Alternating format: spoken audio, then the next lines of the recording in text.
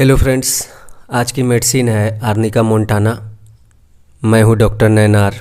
Arnica Montana का common name होता है लियोपार्ड बेन और फैमिली है कंपोजिटा। कॉन्स्टिट्यूशन देखते हैं। Nervous women, sanguine, plethoric person, lively expression and very red face. Nervous means कि पर्सन इस स्टेट में हो कि उसे खुद समझ में नहीं है कि what to do and what to not do, कैसे क्या कहें कब कहें। सैंग्विन यानी होता है गुलाबी। प्लेथोरिक पर्सन यानी रक्त बहुलता यानी excess of blood. Lively expression यानी एक मोहक जो है उसका आपको देखने में चेहरा नज़र आएगा। चूँकि लालीपन लिए हुए चेहरा है तो खूबसूरत भी कुछ नज़र आता है। एंड वेरी रेड फेस, बहुत ही लालिमा ली हुए उसी बात को यहाँ पे लिख रहा है। Specially adapted to those who remain long impressed by even slight mechanical injuries. यानी कि वैसे लोगों में ये अच्छा काम करता है जिन्हें बहुत पहले या फिर नई या पहले मैकेनिकल इंजरी हुआ, यानी किसी भी अस्त्र शस्त्र से चोट लगा हो। मेंटल जनरल देखते हैं। Unconsciousness when spoken to answer correctly but unconsciousness and delirium at once return. तो ये कहता है कि अनकॉन्शियस स्टेट में जब ये किसी चीज़ का आंसर बोलेगा तो उसे करेक्टली बोल लेगा और उसके बाद फिर यह डिलीरियम में और अनकॉन्शियसनेस में पुनः वापस आ जाएगा। Falls asleep in the midst of the sentence, ऐसा बैप्टिसिया में है। बैप्टिसिया में बीच में ही सेंटेंस के वाक्य पूरा करने से बीच में ही वो सो जाता है, मूर्छा आ जाती है, बट इसमें ये सेंटेंस कंप्लीट करके बेहोश होता है। और पूछने पे कहेगा कि मेरे साथ ऐसा कोई मैटर नहीं है। Says there is nothing the matter with him, या अपने साथ होने वाले समस्याओं को उतना सीरियसली नहीं लेता है। फिजिकल जनरल देखते हैं। Sore, lame, bruised feeling all through the body as if beaten, traumatic affection of muscles. यानी सोर यानी होता है कि एक जो हमारा जो घाव होता है, एक खुला हुआ रौ घाव जैसा महसूस होता है, उंड उस तरह का एक जो है दर्द, any type of tender painful ulcer, उसे सोर कहते हैं। लेम यानी वीक पेनफुल कंडीशन, और ब्रूइस्ड यानी होता है कि चोट, ऐसा लगेगा उसे कि अभी किसी चीज़ से चोट लगा है जिससे उसे दर्द हो रहा है और घाव की तरह टीस रहा है, ऐसा फीलिंग होगा उसको। ऐसा जैसे कि किसी ने उसे पीटा हो, मारा हो किसी चीज़ से, उस तरह का अगर इफ़ेक्ट हो मसल, तो इसमें आर्निका हम थिंकिंग में लाते हैं। Nervous can not bear pain, whole body over sensitive, ऐसा कैमोमिला, कॉफिया और इग्नेशिया में भी है। तो नर्वस यानी हो गया इम्पेशेंट, बेचैन, what to do what to not do, इस तरह की एक स्टेट उसको आ जाती है mentally. Can not bear the pain, वह दर्द को बर्दाश्त नहीं कर सकता है, उसका पूरा शरीर ओवर सेंसिटिव होता है, ऐसा कैमोमिला, कॉफिया और इग्नेशिया मिलता है। Everything on which he lies seems too hard. तो ये जिस चीज़ पे भी सोएगा इसे महसूस होगा कि वह बहुत ही ज़्यादा हार्ड है, और complaints constantly of it and keep moving from place to place in search of soft spot. यानी एक जो है गुलगुले आरामदेह जो है स्पॉट की तलाश में वह बिछावन पे इधर उधर या फिर कहीं बैठेगा तो इधर उधर वह करता रहेगा। The part rested upon feel sore and bruised, Baptisia Pyrogenium must move continuously to obtain relief from the pain rhus tox. तो यहाँ बैप्टिसिया और पैरोजिनम को आर्निका से थोड़ा सा डिफ्रेंशिएट किया गया है। बैप्टिसिया और पैरोजिनम में भी मरीज को ऐसा लगता है कि जिस चीज़ पे वो बैठा है, फील सोर एंड ब्रूइस, और जिस चीज़ पे वो बैठा है वहाँ पे उसे दर्द महसूस होता है और वहाँ पे चोट लगे हुए जैसा महसूस होता है। बट वो आराम पाने के लिए एक जगह से दूसरे जगह स्थान नहीं बदलता है। और रस्टक्स में मरीज को ऐसा फील नहीं होता है कि वो जिस चीज़ पे बैठा है वो बहुत हार्ड है, बट मूवमेंट से उसे आराम होता है। Must move continuously to obtain relief from pain. वो पेन किसी भी तरह का हो सकता है, बट उसमें फीलिंग इस तरह की नहीं होती है। नेक्स्ट में बोलता है head, hydrocephalus deadly, coldness in four arm of children in diarrhoea ब्रोमियम। तो ये हाइड्रोसेफेलस जो है इसे समझेंगे हम लोग। सेफेलॉन जो है is a type of membrane of brain.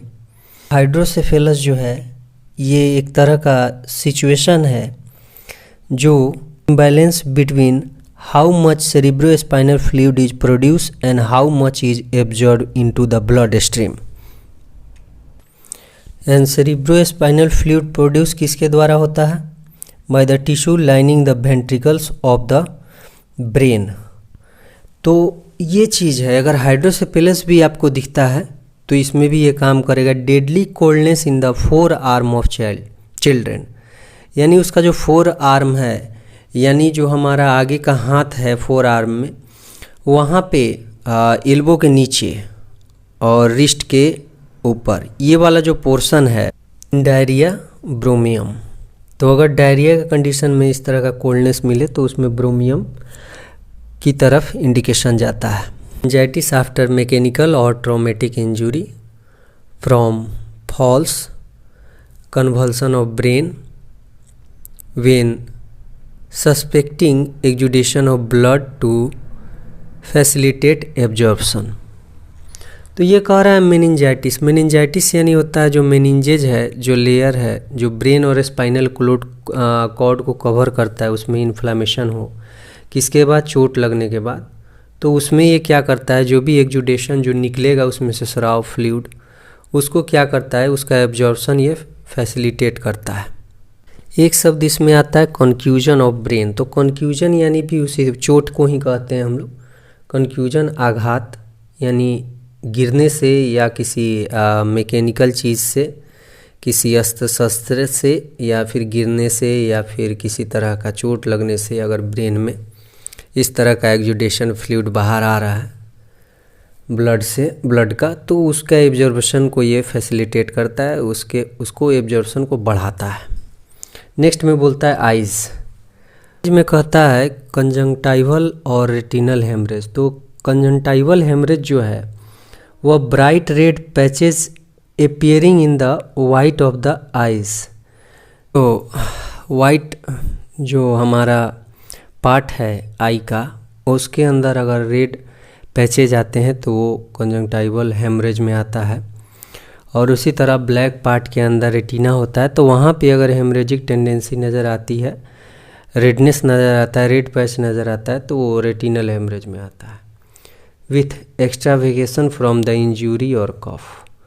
तो वही चीज़ बोल रहा है कि या तो ये जो है कंजंक्टाइवल हेमरेज जो है या तो खांसने से हुआ हो, जो ये खांसने में एक प्रेशर क्रिएट होता है आइज़ के तरफ, फेस के तरफ, तो उससे अगर ये हेमरेज हुआ हो, या फिर किसी चीज़ से चोट लगने से, इंजरी से, तो वहाँ पे अगर फ्लूइड का जो है क्या हो रहा है, एस्केप हो रहा है,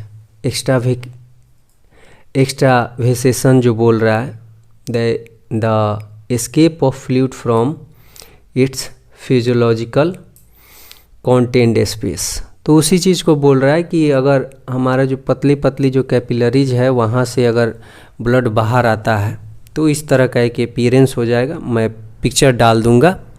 और ऐसा लीडम पाल और नक्स भूमिका में भी देखने को आपको मिलता है।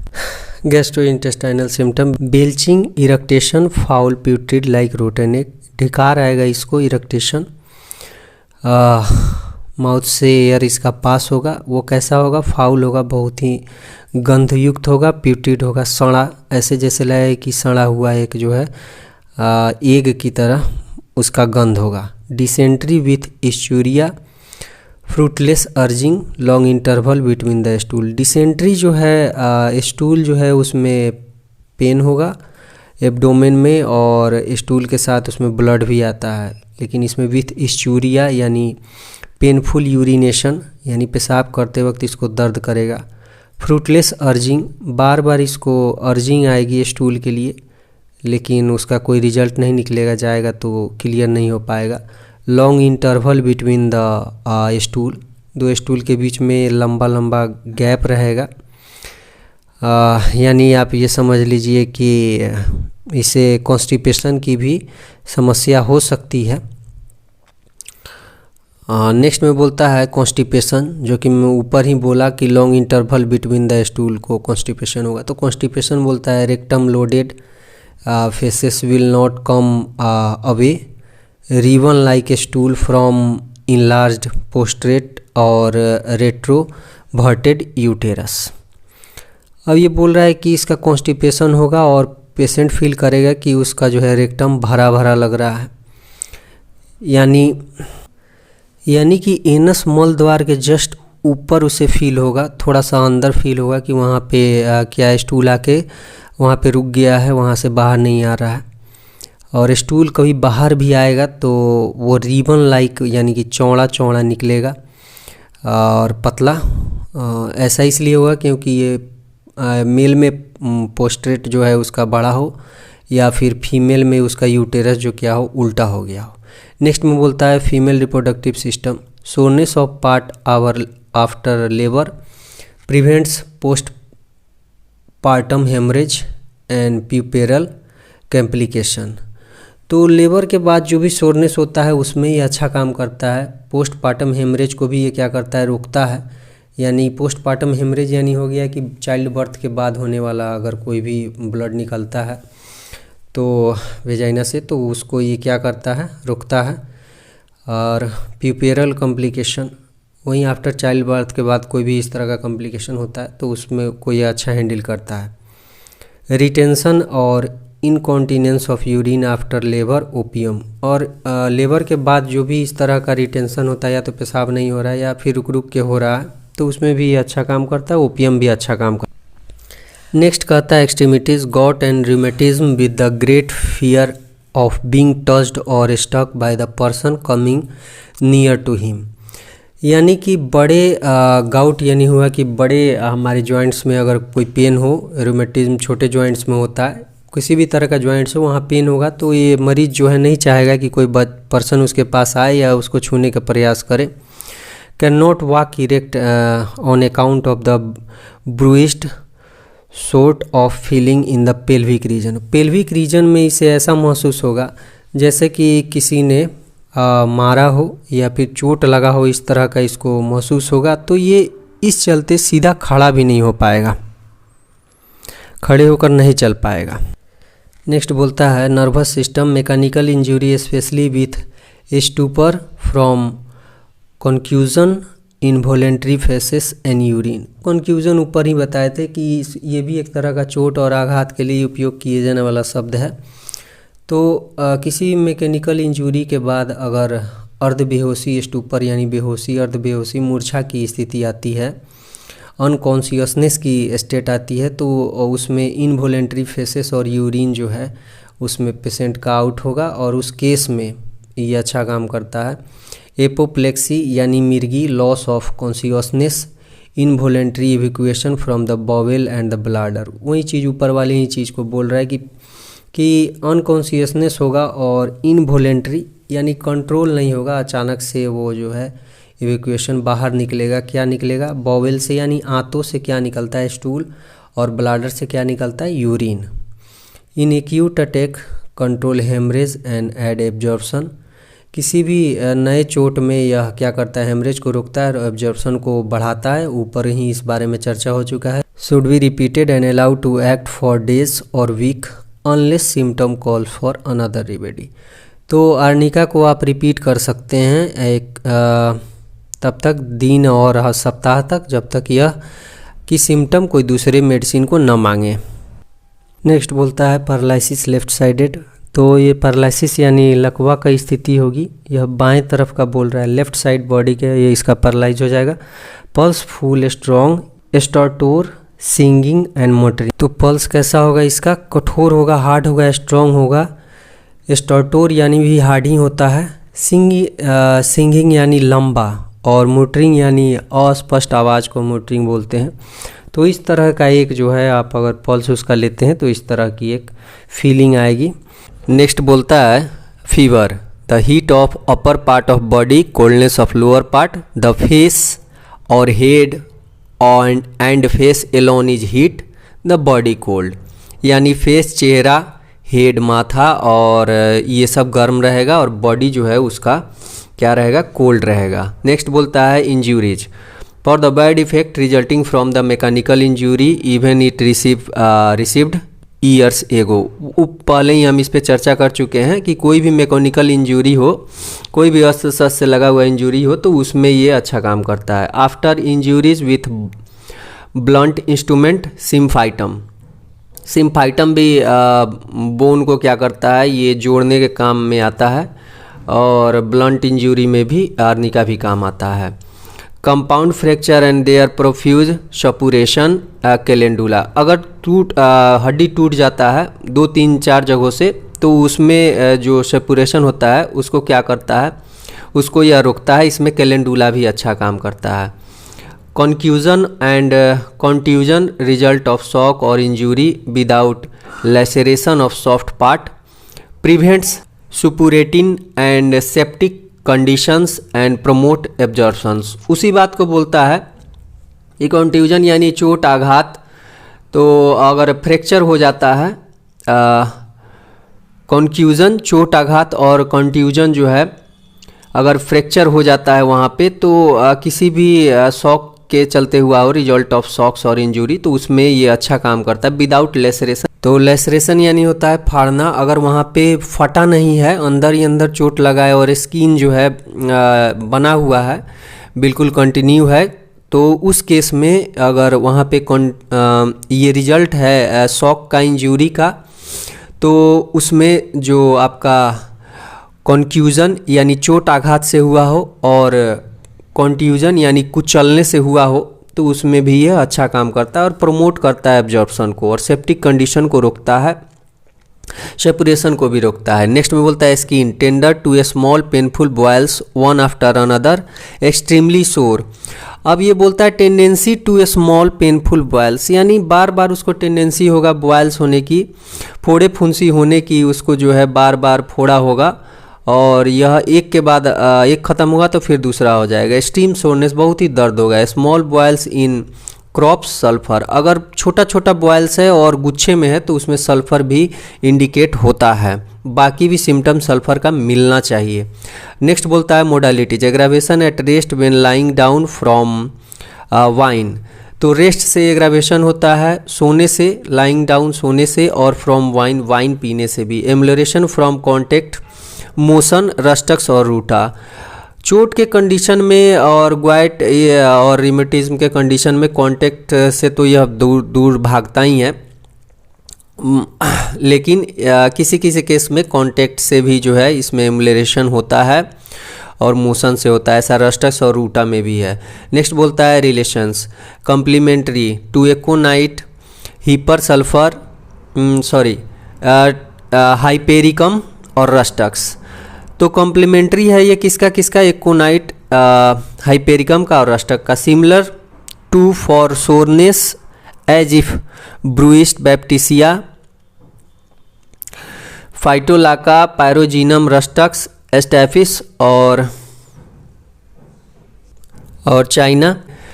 तो ये सारे जो मेडिसिन्स हैं इसके तरह ही सिमिलर आर्निका होता है सोरनेस के केस में, और ब्रूइस्ट यानी चोट टाइप के अगर महसूस करता हूँ मरीज उसमें। आर्निका फॉलोज वेल आफ्टर एको, एपिस और हेमामालिस। तो इन सारी चीज़ों को ये क्या करता है? फॉलो करता है किसको किसको? एकोनाइट, एपिस, हेमामालिस, इपिकाक और veratrum is followed by sulphuric acid. और सल्फ्यूरिक एसिड के आर्निका के बाद सल्फ्यूरिक एसिड भी जो है अच्छा काम करता है। इन एलिमेंट्स फ्रॉम स्पिरिटुअस लिक्योर और from charcoal vapour, arnica is often indicated एमन कार्ब एंड बोविस्टा। तो वैसे एलिमेंट्स, वैसी बीमारी जो तो स्प्रिट जिस शराब में ज़्यादा है उसको पीने से अगर कोई एलिमेंट्स कॉम्प्लिकेशन डेवलप हो तो उसमें भी अच्छा काम करता है। और चारकोल वेपर से, चारकोल का जो है अलकतरा के जो है भाप से भी अगर कोई कॉम्प्लिकेशन डेवलप होता है तो उसमें आर्निका कभी कभी ऑफ्टेन इंडिकेटेड होता है। इसमें एमन कार्ब और बोविस्टा का सिम्टम मिलता है। नेक्स्ट बोलता है in spinal convulsion compare with hypericum. तो स्पाइनल कन्वल्सन यानी हो गया कि मेरुदंड से रिलेटेड, आपका बैकबोन से रिलेटेड अगर इसको मिर्गी का दौरा है तो वही होता है कन्वल्सन में ऐंठन जो है और उसके साथ बेहोशी होता है। तो ऐसा मिर्गी में भी देखने को मिलता है। तो इसमें भी ये आप इसको कंपेयर कर सकते हैं किससे, हाइपेरिकम से।